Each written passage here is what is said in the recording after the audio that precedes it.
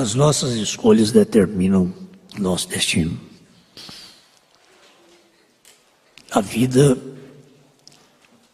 na mensagem escolhendo uma noiva, o profeta diz: a vida em si é uma escolha. Cada um de nós aqui tem a vida que escolheu. E Deus respeita, obrigado, irmão. Deus respeita as nossas escolhas. Há decisões, há escolha, há decisões que nós tomamos que determinam destino.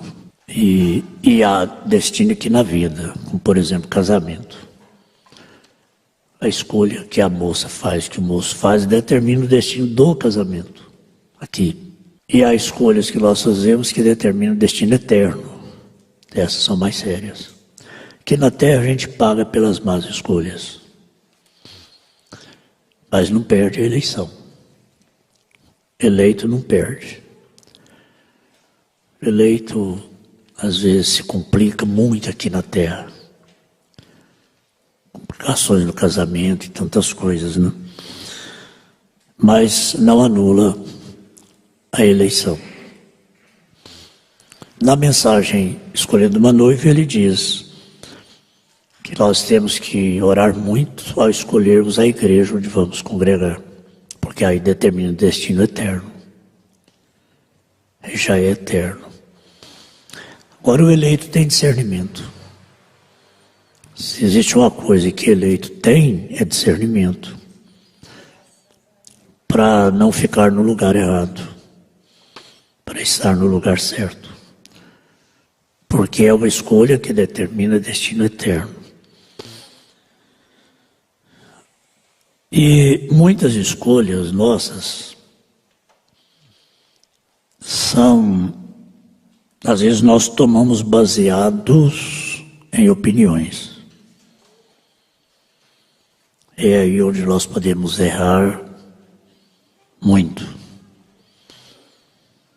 Opiniões. 5 pessoas são 5 opiniões. 10 pessoas são 10 opiniões. 10 pessoas, 10 cabeças, cada cabeça uma sentença. Então, às vezes, para a gente tomar uma decisão, a gente ouve opiniões. Para tomar uma decisão, fazer uma escolha. Às vezes a moça faz isso, o moço faz isso. Opinião do pai, opinião da mãe, opinião, cada um dá uma opinião. Para depois fazer a escolha. Baseada nas opiniões. E pode errar muito. E um erro numa escolha como essa, as consequências ficam para sempre. Uma escolha errada no casamento, as consequências ficam para sempre. É um tipo de coisa que não tem conserto, né? Então não pode ser uma decisão baseada em opiniões. E as opiniões mudam de acordo com as circunstâncias, de acordo com as conveniências. Às vezes uma pessoa agora tem uma opinião, daqui a pouco ela muda de opinião. Depende das circunstâncias. Por isso que a gente não pode confiar nas opiniões, porque quem me dá uma opinião agora, à tarde pode dar outra. Às vezes eu já tomei a decisão. Conversando com o evangelista Aldair, me citou uma coisa muito importante sobre isso. Foi ele quem me citou isso. As opiniões são baseadas nas circunstâncias. Aí ele deu o exemplo. Quando Paulo estava indo naquele barco para Roma, e começou lá aquela tempestade, ficaram dias no meio da imensidão, sem saber onde estavam, dia e noite. Foi acabando o alimento, o povo parou de comer, só desespero, perdidos no mar. O barco sendo açoitado de um lado para o outro, e Paulo estava preso, algemado. Ele era um dos presos que estavam indo.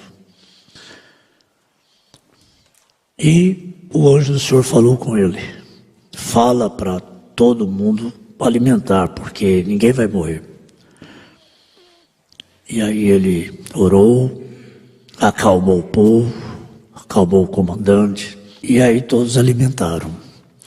Mas até aquele momento ali, meu Deus, cada um falava uma coisa: vai morrer mesmo, vai afundar mesmo, não vai afundar, vai afundar, não vai. Faz isso, faz aquilo, joga água, faz isso. Vamos jogar o peso que está no navio, no mar, ao mar. Cada um falava uma coisa. Logo Paulo disse: calma, vamos alimentar. Já tem muitos dias que ninguém come nada.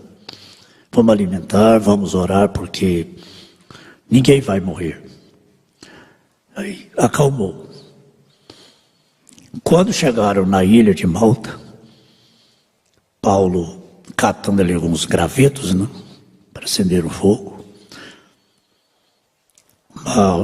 uma cobra venenosa que não dava tempo não. E que recurso teria ali? Paulo levantou a mão, a cobra estava pendurada em sua mão. Ele jogou ela no fogo, né? Aí o povo disse: esse homem é um amaldiçoado, hein? Escapou do mar, agora a cobra pega ele. Esse homem presta mesmo, não, tem que morrer mesmo, né? Algemado, preso. Agora escapa do mar e é o único que a cobra pegou. Esse homem não tem jeito mesmo, não. E aí ficaram olhando para ele: vai cair, vai cair, vai cair. Paulo continuou do mesmo jeito, só jogou a bicha no fogo e continuou. Quando viram que não teve nada, as opiniões mudaram. Ah, esse homem é um Deus. Já queria adorar Paulo. Poucos minutos era um homicida, né? Um homicida, é um homem amaldiçoado esse aí. Daí a pouquinho esse homem é um Deus. Vamos adorar esse homem. Viu como as opiniões mudam? Davi consultou o povo.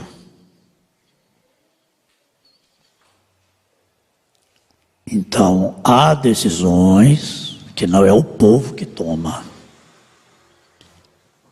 Muito perigoso isso. Davi consultou o povo ao invés de consultar Deus, através do profeta. A voz de Deus estava com o profeta. E a intenção dele era muito boa, nada mais justo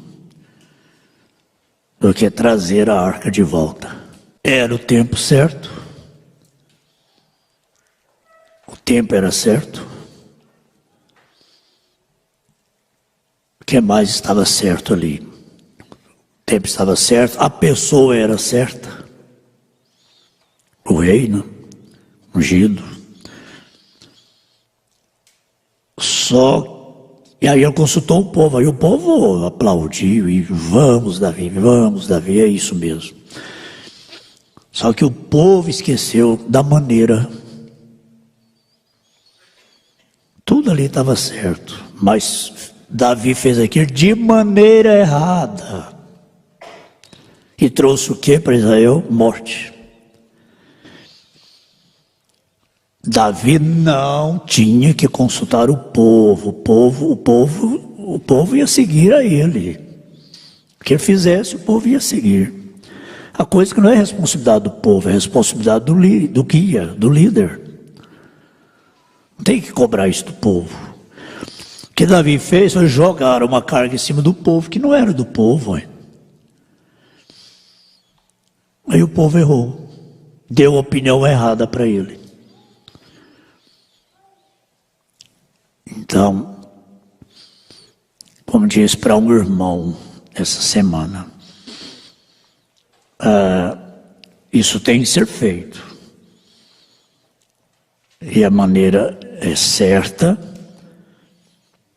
a pessoa é certa, mas tem que ser no tempo certo. Por exemplo, o marido precisa fazer uma confissão para a esposa. Quer dizer, a maneira é certa, a pessoa é certa, Não adianta confessar para o pastor. Essa confissão é a quem deve. Confissão se faz a quem deve. Claro, lógico. Então é a pessoa certa, da maneira certa, mas tem que ter o tempo certo, a hora certa. Aí cabe a orientação. Agora, se nós pastores, jogamos em cima do povo a responsabilidade, vai acontecer coisa errada, porque essa não é responsabilidade do povo, da igreja, é responsabilidade do líder, do guia, é ministério, o assunto é ministério. Não se joga isso em cima da igreja, a igreja decidir. Agora,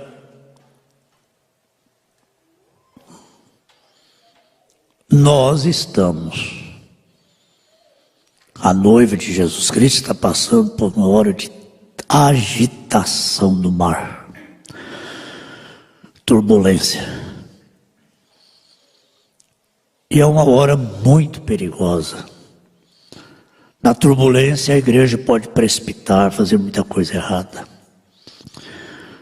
E justamente numa hora de turbulência, que o barco está batendo para lá e para cá, aí cada um começa a falar uma coisa, cada família fala uma coisa, outra família fala outra, outro fala outra, outro fala outra. Só vai fazer o que? Aumentar mais o desespero. Porque cada pessoa fala, mas sem saber se aquilo vai dar certo, se aquilo é certo mesmo, né? Aí as famílias se dividem. As opiniões dividem as famílias. Porque cada um pensa uma coisa e fala uma coisa. E aí, na própria casa, as opiniões são diferentes. Numa hora como essa, é preciso ouvir a voz de um. Tem que ouvir a voz do comandante do barco. No avião, tem que ouvir a voz do piloto, do comandante. Antes de entrar na turbulência, o comandante avisa: vamos atravessar uma área de turbulência. Os tripulantes vão, sentam, colocam o cinto, todo mundo fica quieto, seguindo as orientações do comandante. Agora, pessoas, se cada um fala uma coisa, o comissário fala outra, o outro fala outra, outro fala outra, os passageiros vão entrar em pânico. Às vezes há situações que os passageiros nem ficam sabendo. E o piloto contorna a situação, especialmente na aterrissagem ou numa decolagem, especialmente na aterrissagem. Às vezes o comandante tem que fazer coisa ali por sua conta própria, sai do controle da torre, né? É uma hora de muita tensão, a hora de pousar. Agora, se está lá em cima, acontece alguma coisa, o piloto sabe que vai dar tempo de pousar. Aí ele fala, dependendo da maneira que ele fala, ele apavora os passageiros. Aí se ele fala uma coisa, o piloto fala outra, os comissários falam outra, meu Deus, vai entrar tudo em pânico. Mas no momento como aquilo ali, todo mundo fica tenso, mas fica atento ao que o comandante está falando. É que alívio. Foi a última vez que eu estive em Porto Velho, indo para Cuiabá. Meu Deus, que alívio. Quando o avião estava descendo, passou, né, aquela área de tempestade, aí a gente enxergou a terra. Lá o comandante disse, dentro de poucos minutos estaríamos pousando no aeroporto, tal, em Cuiabá. Ai, que alívio. O avião, a turbulência foi tanto que me deu dor na coluna. E foram, sei lá, uns 5 minutos. 5 minutos de turbulência, é uma eternidade, hein? Muita tempestade, foi horrível.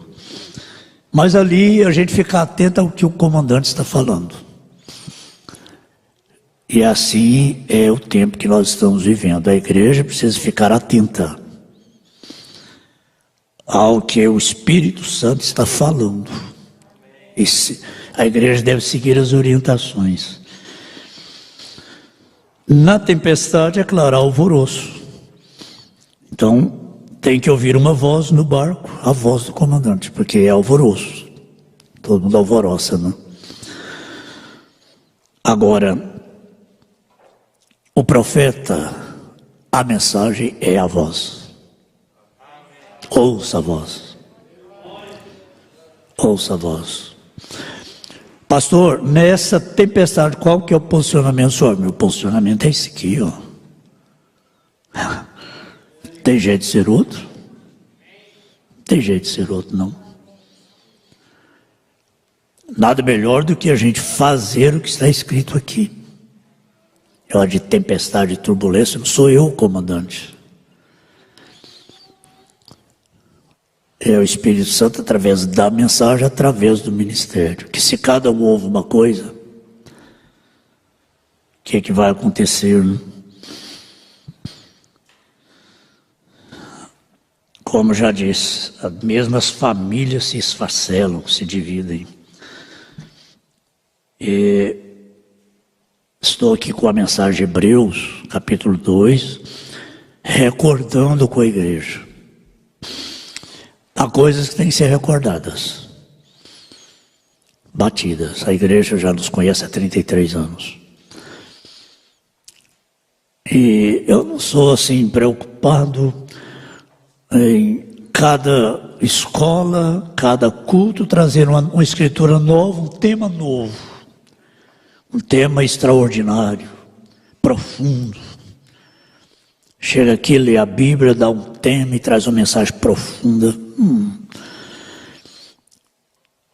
Eu vejo assim, eu admiro quem faz isso.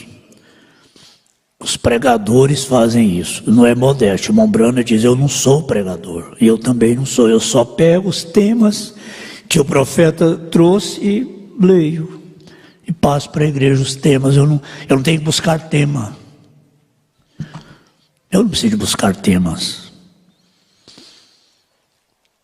E isso dá segurança para a igreja. E às vezes a gente traz uma mensagem no culto, no outro está com a mesma mensagem, no outro está com o mesmo parágrafo, a mesma escritura, porque o Espírito Santo está estabelecendo algo. Às vezes nem a gente sabe por quê. Mas nessa mensagem de Hebreus, capítulo 2, primeira parte, mensagem antiga, o profeta diz assim, já foi lido aqui há poucos dias. Paulo foi culpado do sangue de Estevão. Porque quando estava apedrejando, Saulo segurou as roupas dos que estavam jogando pedras em Estevão. Então ele consentiu na morte de Estevão, o diácono.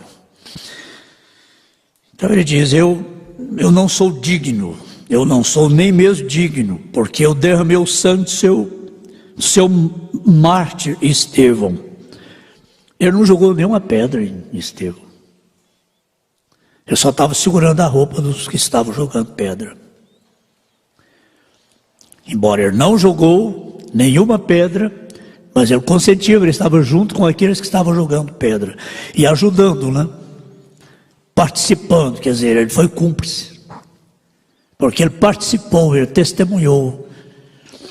Ele ajudou na execução daquele homem de Deus. É aí quando a gente se torna cúmplice, quando a gente testemunha, a gente participa do ato. E aí quando o juiz dá a sentença, você foi cúmplice, porque você participou do ato, você segurou a porta, você segurou as roupas dos que estavam jogando pedra. Paulo iria para a cadeia, se ele estivesse passando por um julgamento ali, né? Aí o que ele diz? Eu derramei o sangue de seu mártir Estevão. Viu?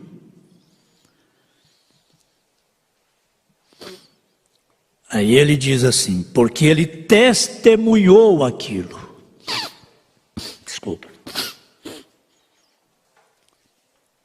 E se você testemunhar qualquer coisa, Você é tão culpado como se fosse um participante daquilo. Então, se testemunharmos, digamos, se eles não deveriam ter feito aquilo, isso e aquilo outro. Cuidado com o que você diz.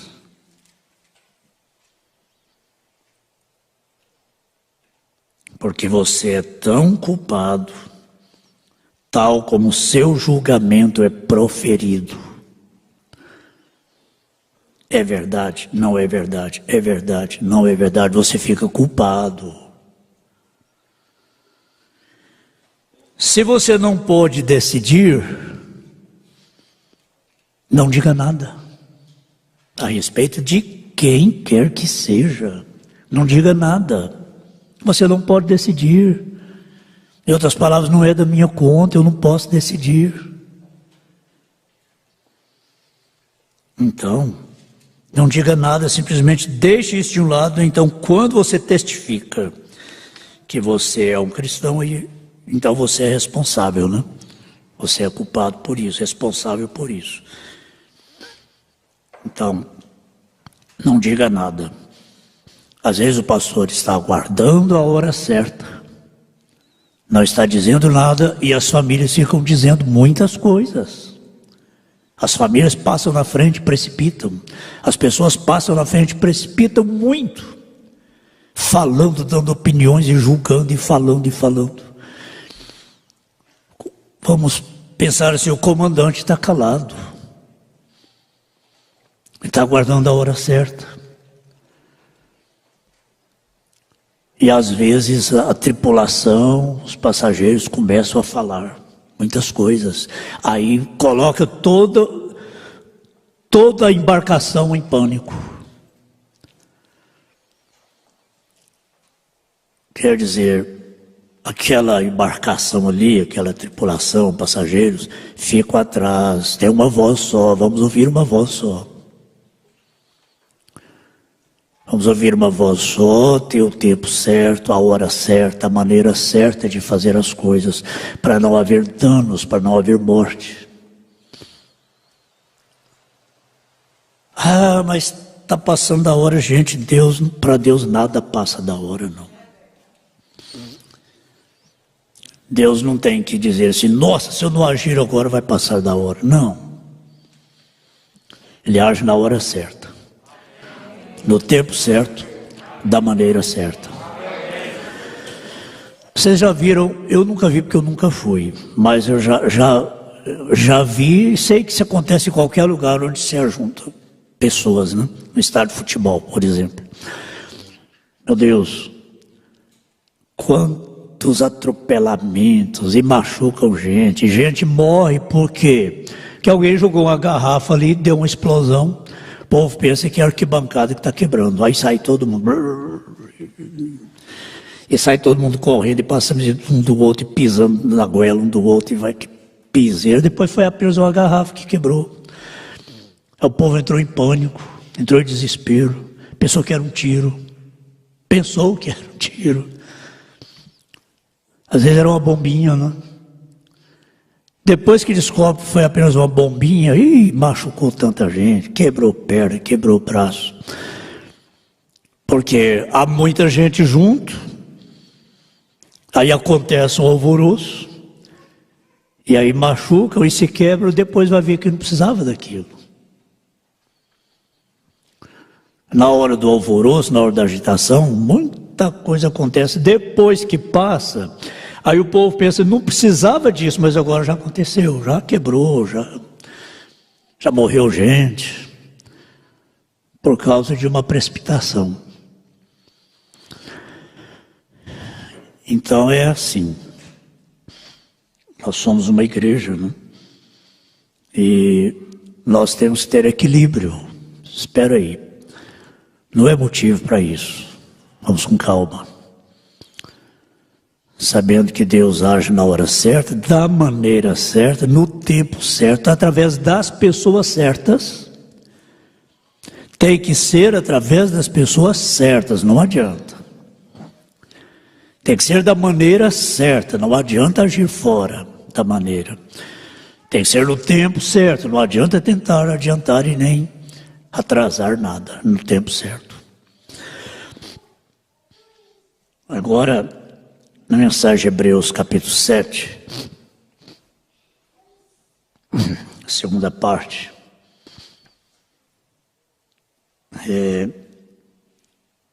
eu achei interessante uma consideração do profeta aqui no parágrafo 38. Aí nós vamos ler um pouco mais nessa escola dominical, assunto que é muito importante. Ele diz assim: agora nós estamos segurando o pastor fora do púlpito aqui por cerca de 6 semanas. Irmão Neville, muitos falam Neville, né? Neville. Por 6 semanas já estamos segurando o pastor fora do púlpito. Agora você imagina bem, na igreja de Drummond Brana, Tabernáculo Brana. É difícil, né? No Tabernáculo Brana aconteceu isso. Tudo por causa deste livro aqui, veio. Eu não gosto de fazer isso. Irmão Neville é um irmão amável, doce, gentil. Eu estou certo que essa igreja ama o irmão Neville. Por falar nisso, enquanto estou falando, alguém ao redor desta região, a igreja está vendo que estou repetindo, eu li isso aqui tem poucos dias. Ao redor aqui dessa região, né, Jeffersonville, em algum lugar é culpado de escrever alguns cartões para tirar o irmão Neville deste púlpito. E na verdade o profeta viu que era prudente. Veja como o profeta está agindo aqui, irmãos. O profeta William Branham, com sua igreja em Jeffersonville, certamente ele viu que era prudente que o irmão Neville ficasse em casa, porque estava havendo uma questão com ele. Por 6 semanas já. Aí ele diz: alguém aqui da região é culpado de escrever alguns cartões para tirar o irmão Neville deste púlpito. Você vai ter que acertar isso comigo. Correto, sim, sem dúvida. Algo sobre a junta de diáconos. A junta de diáconos não tem uma só coisa a ver com esse pastor. Então aqui primeiro falo do irmão Neville. Alguém que queria tirar ele do púlpito de qualquer forma, né?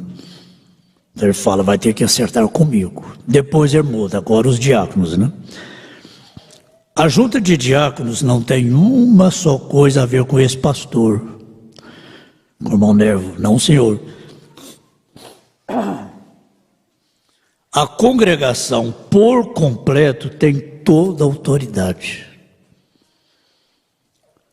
Não para manter a ordem, aliás, tem toda a autoridade. Não é uma junta de diáconos, é somente policial aqui nesta igreja.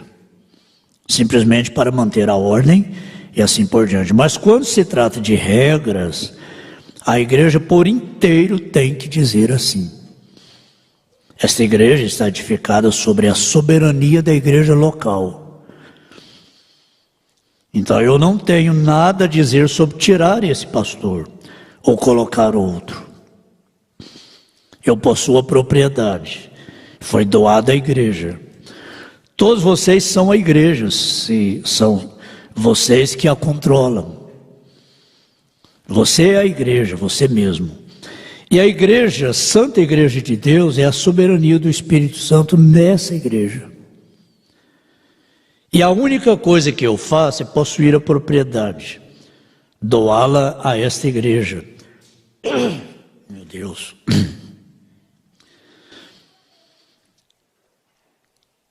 Como dar uma igreja, como dar uma,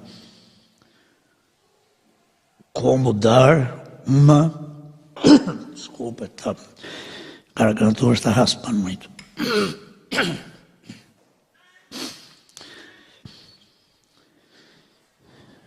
E a única coisa que eu faço é possuir a propriedade. doá-la a esta igreja, como dar uma igreja e é livre de impostos. A igreja é livre de impostos. E a igreja elege seus próprios pastores. Veja como o irmão Branham magnifica a soberania da igreja, né? Eu não tenho nada a ver com isso. E a única maneira pela qual este pastor poderia sair seria o pastor decidir por si mesmo sair, ou a maioria dos votos da igreja teria que dizer: troque o pastor. Todos os anos a gente dá essa oportunidade para a igreja 2 meses antes de dezembro, para a igreja sugerir que troque o pastor. Nós damos essa oportunidade.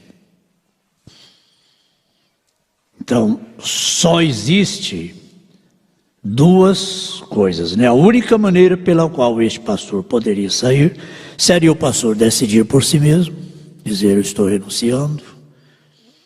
A igreja vai escolher o outro, porque eu não vou continuar. Seja lá por qual for o motivo. Ou então a igreja dispensar o pastor. Trocar, né? É a única maneira. Nenhuma junta de diáconos pode fazer isso. Não é a junta de diáconos que se reúne para trocar o pastor. Não. A junta de diáconos somente mantém a ordem e as coisas na igreja. E eles têm um voto, né? Claro, cada um tem seu voto. Eles também votam neste caso. Os administradores, eles não têm nada a ver com isso, só consertam a igreja. Quer dizer, não é os administradores que reúnem para trocar o pastor ou o que for. O papel deles na igreja é consertar a igreja, parte administrativa, financeira. Eles não podem fazer. Toda a junta de administradores se reúne e diga: nós construiremos isso, nós faremos aquilo. Então, eles têm que perguntar aos tesoureiros se eles têm o dinheiro para fazer aquilo. Olha como o profeta coloca cada coisa no lugar, né? Os administradores nunca podem fazer isso. Nós decidimos que vamos trocar o pastor. Não, isso é a igreja, né? Os administradores também, como igreja, dão o seu voto. Mas se há alguma reclamação contra qualquer membro, se um membro tem uma reclamação contra outro, ou algo errado, você está suposto a ir até aquele irmão, você mesmo, e falar com ele, você e ele sozinhos. Então, se eles não receberem isto, então a próxima coisa que acontece, você toma um dos diáconos ou alguém e vai com você até aquele irmão. Então, se ele não te receber, então você vem aí e conta a igreja. Então, se ele não receber a igreja, então a Bíblia diz: considere-o como gentil e publicano, correto. Agora, esse você aqui, quem é que o irmão Branham está se referindo? Né? E qualquer pessoa que conheça uma pessoa culpada e você não vai a ela e fala, então você é parte da igreja de Deus e vai responder por aquele pecado. E qualquer pessoa, então, tem uma reclamação contra um diácono, ou contra o diácono ou alguém na igreja, isso requer 3 pessoas. 3 pessoas viriam e diriam, testemunhariam a boca de 2 ou 3 testemunhas: venha e diga ao pastor. Quer dizer, não é os membros que vão resolver isso, não. Vem, fala com o pastor. Se há uma queixa contra um diácono, sempre nós orientamos: então procure o presidente da junta, procure o pastor, que haja 2 ou 3 testemunhas, para que esse diácono tenha a oportunidade de acertar ou agradecer o trabalho dele. Então, se há uma queixa contra o diácono não é Um homem justo, um homem perfeito. Ele não é um homem perfeito. Ele deve sustentar o ofício de um diácono irrepreensível e então encontrar-se irrepreensível. 1 Timóteo 3, todos sabem. E se aquela congregação descobrir que aquele diácono não está sustentando aquele ofício, ele toma 3 com ele e leva isso ao pastor. Está vendo com a maneira certa? Ao pastor. Não é os membros ali fora tentar resolver os problemas, não. Uma irmã chamará outra num canto ali fora e tentar repreender a irmã. Isso não se faz. Ou chamar o irmão ali fora para poder repreender. Não se faz dessa forma. Tem a via correta, né? Então, traga ao pastor.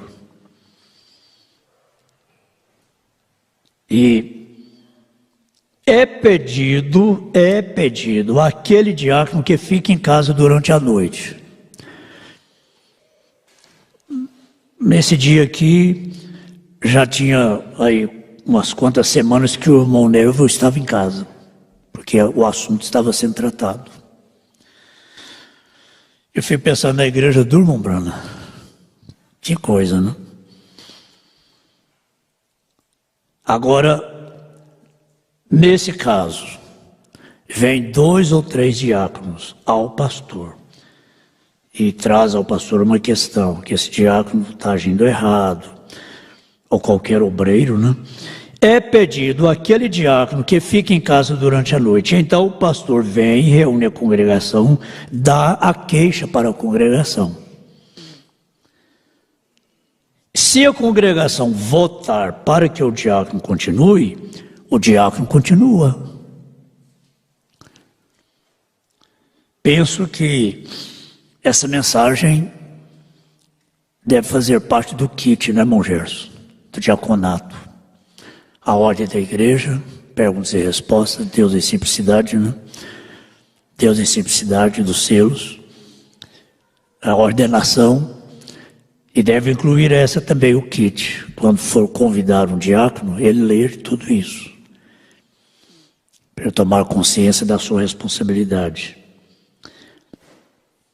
Então, 2 ou 3 traz para o pastor reúne a congregação, dá a queixa. Então a congregação vai decidir se perdoa. Se a igreja perdoar, o diácono continua. Se não, se a igreja votar para que o diácono seja dispensado, eles elegem um novo diácono naquela mesma noite. No entanto, nenhuma pessoa tem nada a fazer nisso. É a maioria das pessoas. Sim, Senhor. Se 20 votarem por ele e 21 votarem contra ele, ele sai. 50% mais 1, né? Então,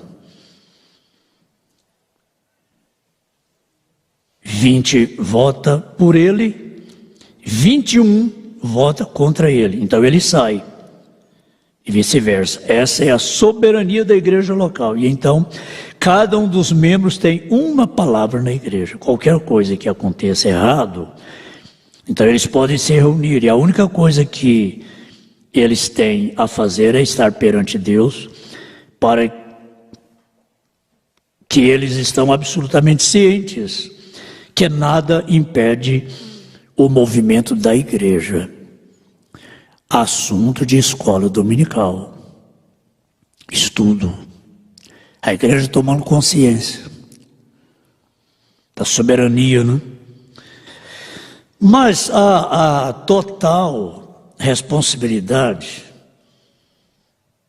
só um minutinho, é isso aqui mesmo.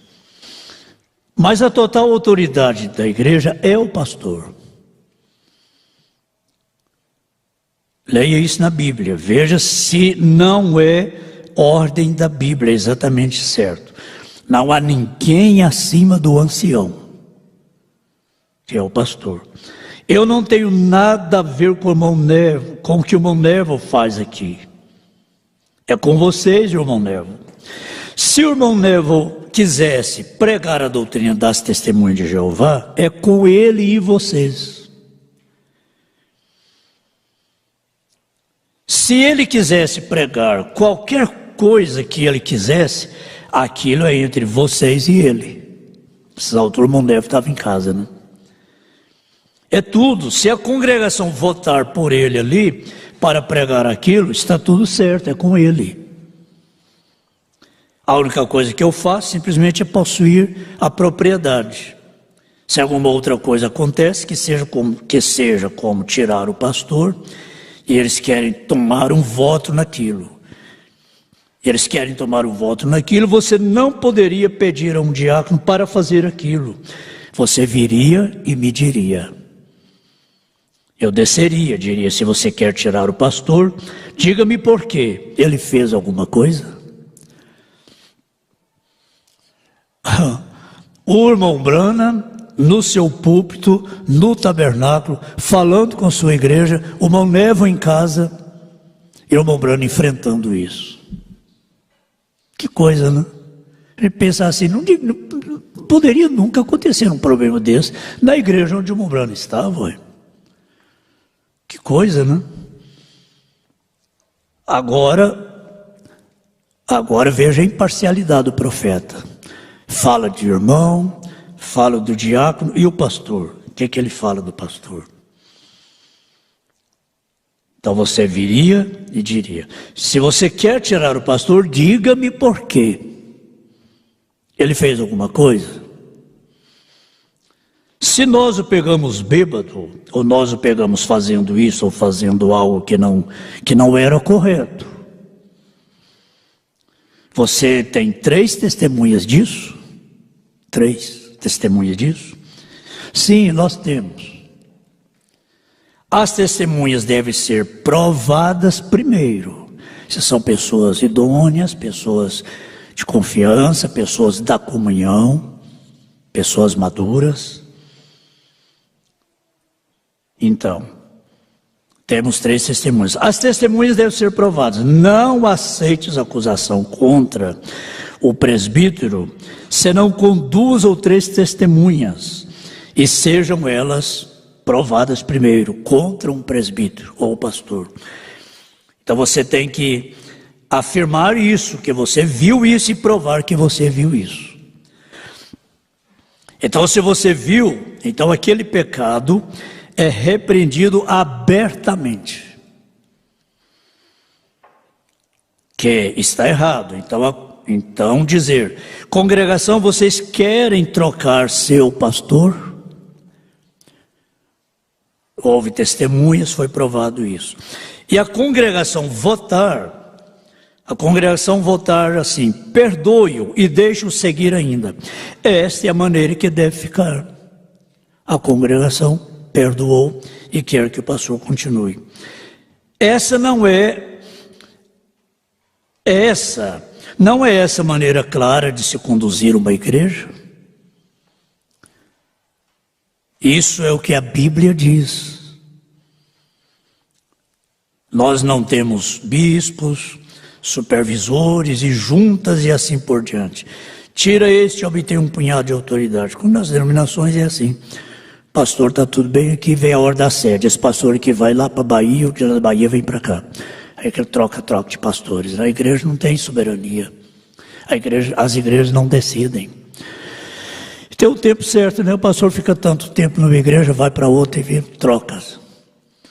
Tem uma sede, né? Tem um supervisor geral e a igreja não tem essa soberania. Mas essa é a maneira certa de conduzir uma igreja. A igreja local é quem decide se o pastor errou, se ele vai ficar ou não vai. A coisa foi tratada abertamente diante da congregação, como a Bíblia ensina.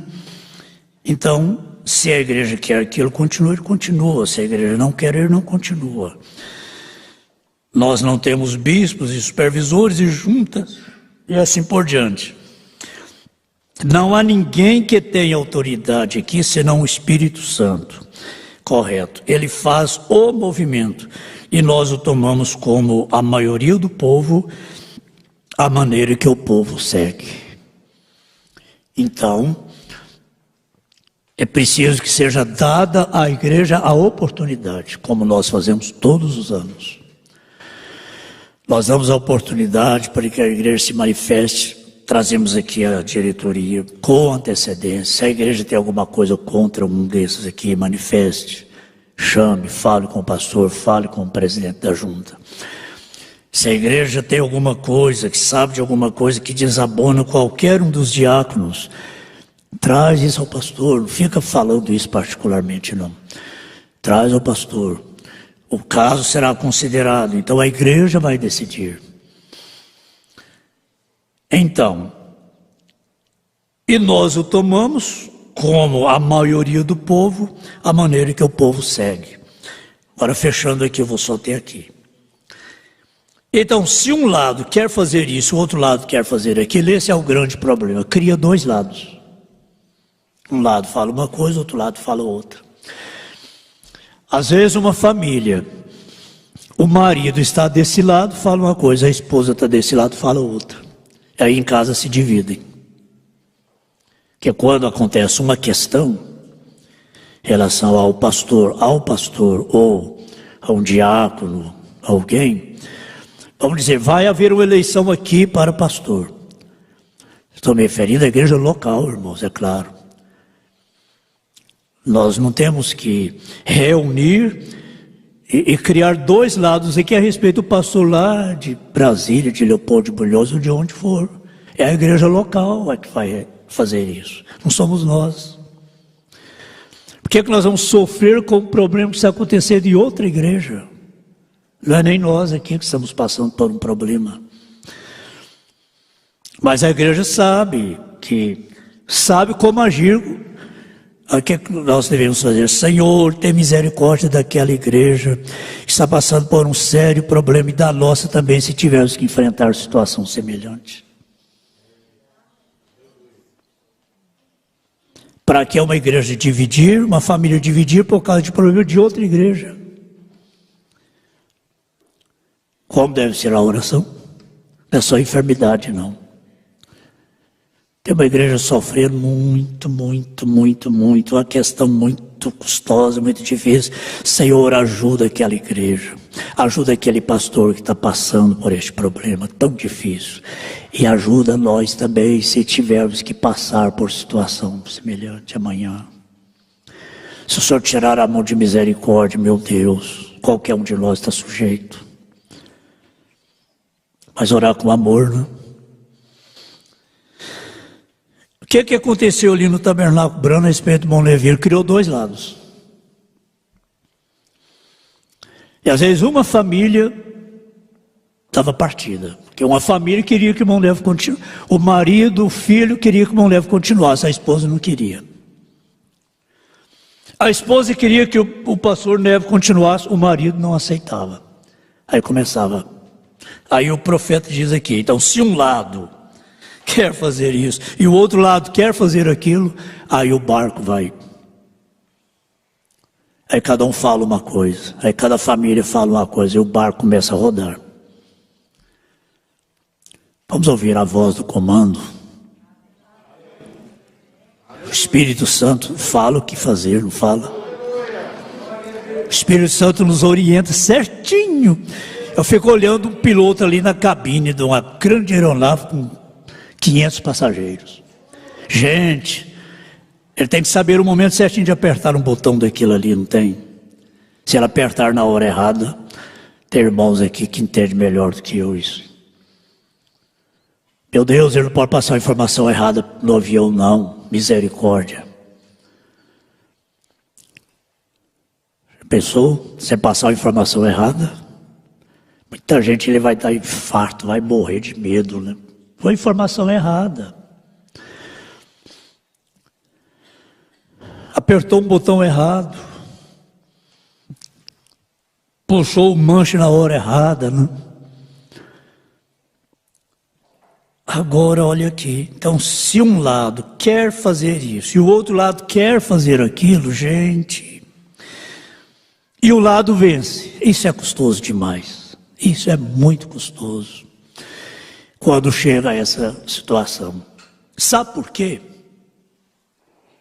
Porque se 50% mais um votar para que o pastor fique, ele errou, confessou, pediu perdão, a igreja perdoou, 50% mais um quer que fique. Não, siga em frente. O pastor confessou, acertou, arrependeu, siga em frente, vamos em frente. Errar, qualquer um está sujeito, o importante é que acerte, né? Qual o conselho do Mombrana para a minoria? Ficar com a maioria, mas nunca fica. Geralmente sai e pede outro pastor. Aí é triste, aí o marido vai e a esposa fica, o marido vai, os pais vai, os filhos ficam. Tudo por querer resolver as coisas antes da hora, né? Deixa, irmãos. Ele sabe a hora certinha, ele tem o tempo e um propósito para o tempo. Ah, mas está demorando demais. Calma, Deus não usa relógio, não tem relógio no braço de Deus, não. Deus não está lá com o dedo no calendário, não. Calma. Diga sempre, o meu coração está calmo, porque está tudo na mão de Deus. Para que a gente vai entrar em pânico e gritar? Corre, vamos pular do barco, porque... Ué, mas pular do barco? Gente, o mar está tempestuoso, gente, esse barco vai explodir, vai espatifar, vamos pular do barco. Ué, pular do barco? Mas coisa boa, como Paulo falou, o navio vai afundar mesmo, mas ninguém vai morrer. Ah, então agora... E o navio afundou, e uns em cima de uma tábua, outros em cima de outra coisa, uma cabaça, não sei, uma garrafa PET, não sei que chegaram do outro lado. Nenhum morreu. Pois é, o problema dos dois lados é esse. É difícil, né? O lado perdedor... O que faz acerca disso? Juntar-se bem ali com o resto deles e dizer, nós estávamos errados. Então nós seguiremos, porque o Espírito Santo tem feito a escolha exatamente certo. Oh, irmãos, isso aqui a gente tem que agarrar, não tem? Porque se a igreja passando por essa situação, amanhã a gente pode passar.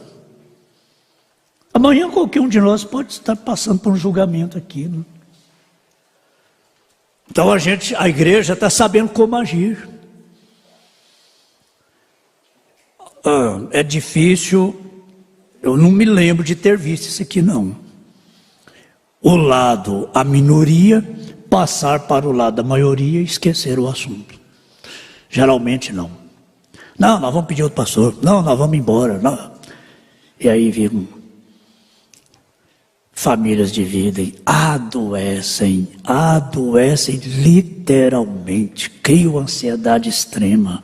Aí vem nódulos e vem depressão e vem tanta doença. E o que o diabo quer é ver o povo doente, é ver o povo doido perdendo a mente. O diabo trabalha em cima disso. É ver os jovens revoltados, perdendo a mente, adoecendo da mente, casais separando, famílias dividindo. Não, essa igreja aqui todo ano tem oportunidade. Esse ano nós vamos dar mais ênfase a essa oportunidade que a igreja tem. Nós não temos esse espírito, jamais. Eu estou aqui, até que ninguém me tira. Eu chego a pensar assim, se 50% mais um, 50% mais um votar para mim ficar, eu prefiro pedir a toda a igreja que escolha outro. Se eu tiver que enfrentar essa situação por um motivo que ninguém sabe. Às vezes, sei lá, quantos motivos. Mas eu tenho isso. Se 50% da igreja quer outro pastor, 50% quer que eu fique, eu prefiro que toda a igreja escolha outro, aí eu renuncio. Falo, olha, não vote em mim porque eu estou renunciando. Mas não precisa da igreja dividir, não. eu estou renunciando, a igreja decide, né? Mas se for para a igreja ficar dividida, 50% do meu lado, 50% de outro lado, eu entrego, renuncio, eu não dou trabalho para a igreja. Eu não daria trabalho para a igreja, eu não deixaria chegar a esse ponto. Eu tenho essa consciência, eu não faria isso com a igreja, né? Eu quero estar aqui enquanto eu for uma bênção para a igreja. Enquanto eu for digno da confiança da igreja. E a igreja tem que ter um pastor que ela possa confiar a tal ponto de dizer assim: nós estamos numa situação que o Espírito Santo vai falar através de uma pessoa. Nós vamos ficar todo mundo calados. Deus vai falar através de um. Mas às vezes esse um está calado e a igreja está falando. Eu não participo de site, eu não participo de grupo de WhatsApp, eu não participo de Instagram. E a igreja está falando, as famílias estão falando. Estão fazendo julgamentos pesados. O pastor está calado, está esperando Deus falar. E as pessoas estão falando, as pessoas passam na frente. As pessoas adiantam. E aí começa a fazer alvoroço na igreja. Então a igreja tem que ter um pastor que ela possa confiar assim, ó, Deus fala conosco através do ministério. Através do pastor nós temos que ficar calados. Enquanto ele estiver calado, vamos ficar calados. Amém. Não é isso aqui? Cuidado com o que você diz, você fica responsável. Depois você vai parar na frente do juiz, vai parar na frente do promotor, vai parar na frente do tribunal. Você fica falando coisa que você não pode decidir a respeito de uma pessoa. Você fica falando. Você vai parar na frente do tribunal. O acidente lhe separa e testemunha. Depois você vai ter que ir lá no juiz. Você viu. Você é testemunha do acidente. Você vai ter que falar tudo agora. Para que a gente se envolver em acidente, quem está certo, quem está errado? Bateu ali, o irmão corre lá, não, eu vi, ó, esse aqui está bom, esse aqui está errado, esse aqui está certo, esse aqui está errado. Você vai parar lá no tribunal. Né? Para que isso? Então, a situações, a gente está obedecendo isso aqui, ó, fique calado, você não pode decidir, cala. Fica quieto, seja com Deus, pronto. Ainda que a gente seja considerado assim, quem cala consente, não tem problema não. A gente está sujeito a todo tipo de julgamento.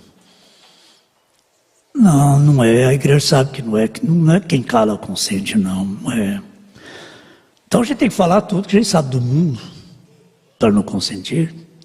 Pessoa, se for falar tudo,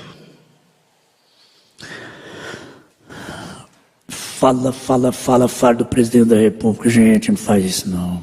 A gente não pode decidir. A gente não é político. E assim por diante. Então, nós não temos essas mensagens aí, ó, para ler só para pregar, não. A gente estuda as mensagens. Então a gente estuda e coloca em prática a mensagem. A igreja é testemunha disso. Eu estou colocando em prática isso aqui, ó. Hebreus capítulo 2, primeira parte, parágrafo 4, anote aí. Anote aí para a sua meditação. Então, se o pastor está calado, aí a irmã, mas eu tenho que falar no Instagram, eu tenho que falar, eu tenho que testemunhar, eu tenho que falar. O irmão, não, mas eu tenho que falar, não, mas eu faço parte de um grupo que fala, mas eu faço parte de outro grupo que fala. Você vai se complicar muito e vai complicar a vida de outros.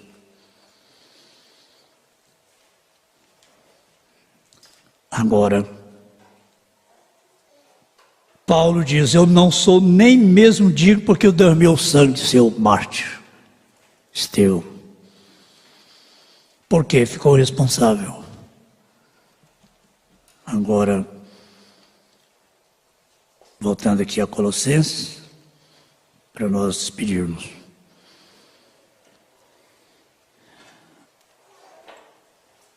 Porque ainda que esteja ausente quanto ao corpo, Contudo, em espírito estou convosco, regozijando-me e vendo a vossa ordem. É a mensagem que põe a igreja em ordem.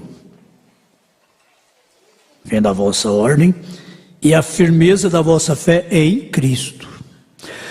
Como Deus é longânimo, as pessoas perdem a paciência com Deus. Perde a paciência. Se o pastor não fala, eu falo. Então eu vou falar, né? Cuidado. Essas coisas aqui, esse estudo aqui, dá até sono. Às vezes eu vejo alguém cochilando, mas é necessário. Porque esse estudo aqui coloca em ordem. Regozijo-me vendo a vossa ordem e a firmeza da vossa fé em Cristo. Como, pois, recebestes o Senhor Jesus Cristo, andai nele, arraigados e sobreedificados nele e confirmados na fé, assim como fostes ensinados, abundando em ação de graças. Tendo cuidado para que ninguém vos faça presa sua por meio de filosofias e vãs sutilezas, segundo a tradição dos homens, segundo os rudimentos do mundo e não segundo Cristo. Aí ele no verso 9 diz: porque nele habita corporalmente toda a plenitude da divindade. Amém. Isso põe ordem. Eu tenho certeza que isso acalma o coração dos jovens. Que é nessa hora que nós estamos vivendo agora, irmãos, nessa turbulência, nesse alvoroço, estamos vivendo a classe mais atingida, é os jovens e adolescentes e as crianças. Nós, mais velhos, já temos mais maturidade, encaramos as coisas com mais equilíbrio, mas eles não. Eles não. Eles sofrem muito. E nós temos que ter muito cuidado, atentar com muita diligência para isso aqui. Sabe por quê? Porque na hora de grande alvoroço, Jesus vem. Meu Deus, quantos alvoroços! E esse alvoroço está causando uma ansiedade extrema no povo da mensagem. Extrema. Está adoecendo. Tem gente de cama, doente. E a maior parte das doenças é da mente. Houve tanta coisa e perturba a mente. Há muito tempo que essa igreja ouviu: a noiva de Jesus Cristo no Brasil vai passar por um grande abalo. Grande abalo. Quantos irmãos naquela época vieram pastor, eu vi essa igreja passando por uma turbulência muito grande. Pastor, eu vi uma nuvem negra descendo sobre a igreja. Tudo isso. Tem um irmão aqui que usa barba. Meu Deus, ele me contou um sonho que hoje está cumprindo assim ao pé da letra. O abalo chegou, a turbulência chegou. Agora ouça uma voz só. Senão vai fazer igual no estádio de futebol. Depois que passaram tudo, para quê, né? Para que fazer isso? Adoece. Uma divisão da igreja adoece. Pessoas enfraquecem a cabeça. Vai parar numa clínica, vai parar no fundo de uma cama com depressão. E aí essa ansiedade, essa depressão traz um monte de doenças. Se Jesus não vier logo, que eu creio que vem, nós vamos enfrentar muitas doenças mentais. De jovens e muitos, por causa da pressão, por causa da angústia, por causa da depressão, da ansiedade, as pessoas vão adoecendo. Isso é muito triste. Mas é só toda a tripulação, os tripulantes, né? E os passageiros ouviram uma voz só: calma, é hora de calma. Não é hora de agitação, não é hora de tomar decisões por conta própria, calma. Aí o arrebatamento chega, Jesus chega e nós vamos todo mundo embora juntos. Amém. Querido Pai, o Espírito e a noiva dizem: ora vem, Senhor Jesus. Maranata, ora vem, Senhor Jesus. Esse tempo está profetizado na mensagem. Um tempo que chegou, foi profetizado e chegou. Nós estamos vivendo dentro da turbulência, dentro do alvoroço que haveria de acontecer antes da vinda do Senhor. Mas nós estamos seguros, olhando para Jesus vindo. Jesus não somente está vindo, Ele está chegando. Às vezes a Jael, o Estevão sai lá de Ribeirão Preto, diz: pai, estamos saindo, estamos em Uberaba, estamos em Uberlândia, está vindo. Mas é tão bom quando diz: pai, nós já chegamos em Anápolis, estamos chegando. Nossa, que bom. Então nós podemos dizer: Jesus está chegando já. Aleluia. Não está vindo não, já está chegando. Oh, graças a Deus. Quer dar graças a Deus por isso? Dê graças a Deus por isso. Quanto mais o alvoroço aumenta, mais nós dizemos: Jesus está chegando. Eu não estou olhando para o alvoroço não, eu estou olhando a Jesus chegando.